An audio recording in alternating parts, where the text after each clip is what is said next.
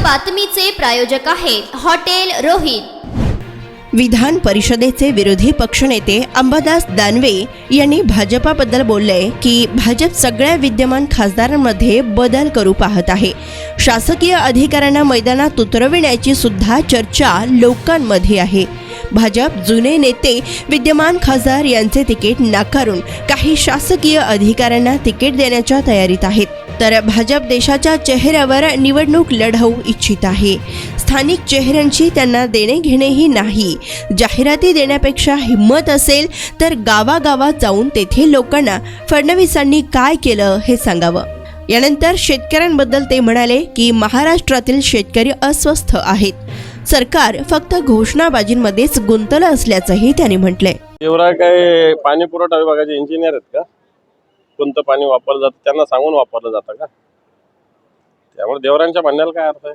Sir, महापालिका आयुक्तांना 3 वर्षाची मुदत नसावी अशी मागणी राज्य सरकारने केली होती, मात्र निवडणूक आयोगाने फेटाळली। त्यामुळे अश्विनी भिडे आणि इक्बाल सिंह चहल हे दोन्ही बडे अधिकारी आहेत मुंबई महापालिकेतली, त्यांची बदली होणार आहे। सरकारच्या या मागणी फेटाळण्याच्या हे पहा, सरकारने अधिकारी कोणाचेच नसतात हे स्पष्ट बोललं पाहिजे।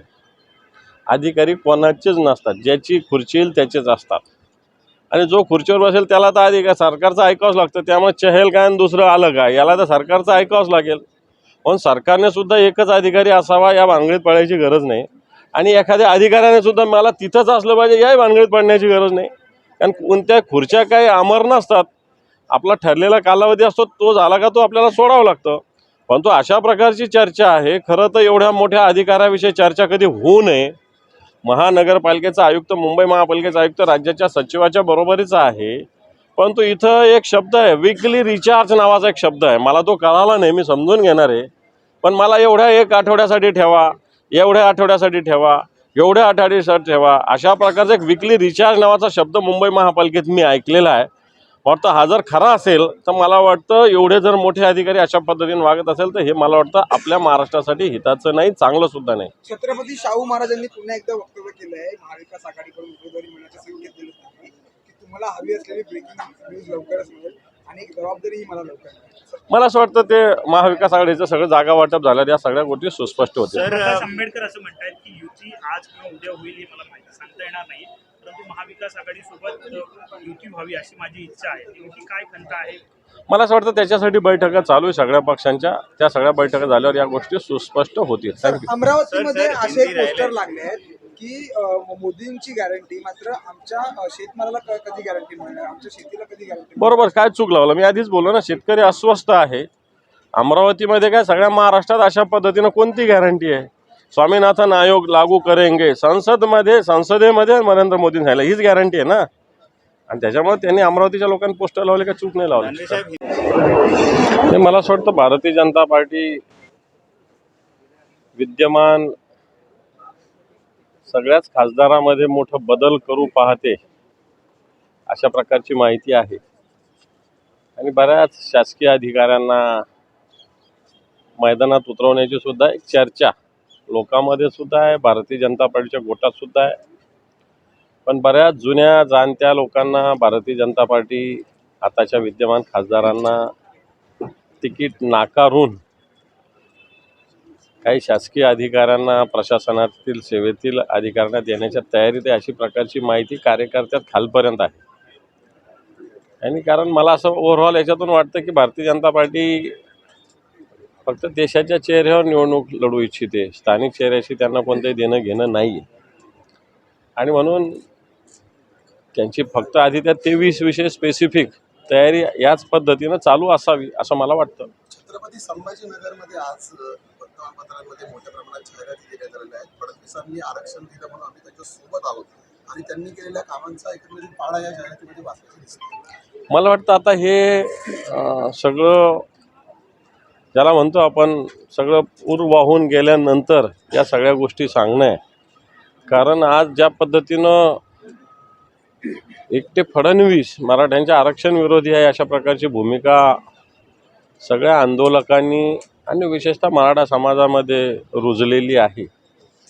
जाहिराती काय द्यायचं, येऊन सांगा ना म्हणा, फडणवीसांनी काय केलं हे वर्तमानपत्राच्या जाहिरातीपेक्षा एखाद्या गावात जाऊन भारतीय जनता पार्टीच्या नेत्यांना जाऊन सांगावं म्हणा तुमच्यात ताकद आहे का, तुमच्यात दम आहे का.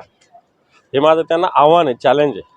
सर, नाशिकच्या लॉंग मार्चमध्ये शेतकरी पुन्हा एकदा आक्रमक झालेले आहेत. नाशिकच्या जिल्हाधिकारी कार्यालयासमोर आता त्यांनी ठिय्या दिलेला आहे पुन्हा एकदा. फक्त नाशिकच नव्हे तर महाराष्ट्रातील शेतकऱ्यांची मानसिकता आत्ताच्या घडीला अशी सरकारच्या विरोधात आहे.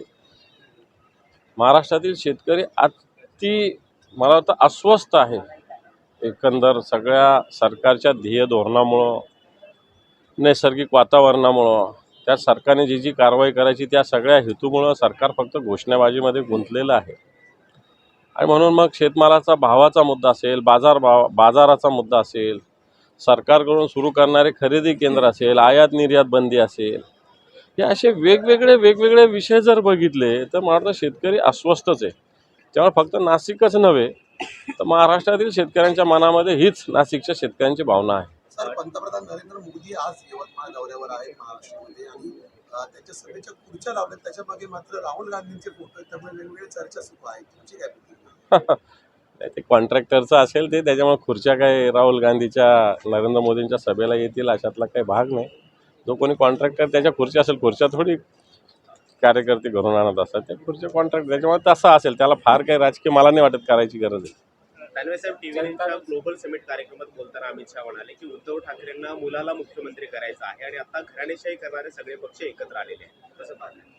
मला वाटतं ज्यांनी त्यांचा मुलगा कोणता जयेश शहा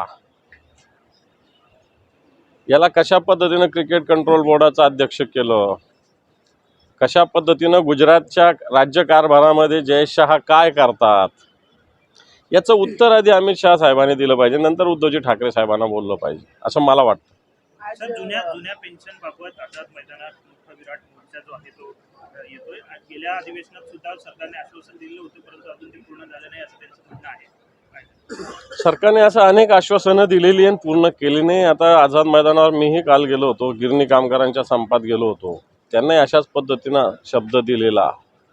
त्याचप्रमाणे आशा सेविका बसलेल्या, अंगणवाडी सेविका तिथं बसलेल्या, त्यांना तर तिथे जाऊन राज्याच्या मंत्र्यांनी आश्वासन दिलेलं, परंतु त्याची अंमलबजावणी झालेली नाही. मला वाटतं तशाच पद्धतीनं जुन्या पेन्शनच्या बाबतीत सुद्धा सरकारने ज्यावेळेस संपाचं हत्यार या सगळ्या कर्मचाऱ्यांनी अधिकाऱ्यांनी उचललं होतं, त्यानंतर ज्या पद्धतीनं त्यांना सांगितलं होतं की आपण कशा पद्धतीनं लागू करणार, परंतु बजेटमध्ये याचं कोणतंही प्रतिबिंब दिसलं नाही किंवा सरकारचं सुतोवाचसुद्धा नाही. बजेटचं द्या सोडून, बजेटची आत्ता त्या विषयात काही गरज नाही आहे, कारण हा विषय फार नंतरचा आहे, परंतु सरकारचं याविषयी कोणत्याही पद्धतीनं काहीच सुतोवाच नाही आहे. दानवे साहेब, आदित्य ठाकरेंनी ट्विट केलेलं आहे मुंबईतल्या एका वॉटर पंपला, पंपिंग स्टेशन आहे, त्याला आग लागली आणि त्यामुळे कालपासून मुंबईतल्या अनेक भागांमध्ये, काही भागांमध्ये 100% पाणी कपात आहे आणि काही भागांमध्ये पाणी कपात मोठ्या प्रमाणावर करण्यात आहे. असं असताना सुद्धा रस्ते मात्र अजूनही धुतले जात आहेत. त्यावर आदित्य ठाकरे यांनी टीका केलेली आहे की मुंबई महानगरपालिकेमध्ये नेमकं चाललंय तरी काय? बरोबर आहे आदित्य साहेबांचं, कारण ज्या पद्धतीनं डीप क्लिनिंगच्या नावाखाली शोबाजी केली जाते, मग मी त्यांचाच फोटो बघितला की जे धुवायचं सोडून डिव्हायडर धुतले जात आहेत. स्वच्छ केले पाहिजे, नो डाऊट, पण अशा गोष्टी काय पाणी मारून, पाईप मारून नाही करता येत, ओला कपडा घेऊन करता येतं ना. परंतु मला असं वाटतं पाण्याची उधळपट्टी जिथं गरज आहे तिथं न करता दुसऱ्या ठिकाणी केली जाते, वेगवेगळ्या नावाखाली, डीप क्लिनिंगच्या नावाखाली. आणि म्हणून अशा पद्धतीनं हा प्रश्न पाण्याचा निर्माण झाला. बऱ्याच ठिकाणी पाण्यात कपात झाली, मुंबईमध्ये झाली, पुण्यामध्ये झालेली आहे, ठाण्यामध्ये झालेली आहे, आणि याला कारण नियोजनाचा अभाव आहे.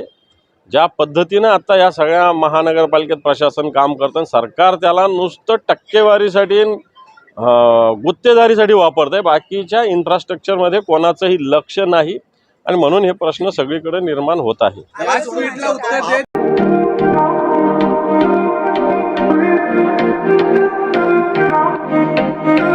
सोलापुरात व्हेज नॉन व्हेज जेवण मिळण्याचं एकमेव ठिकाण हॉटेल रोहित.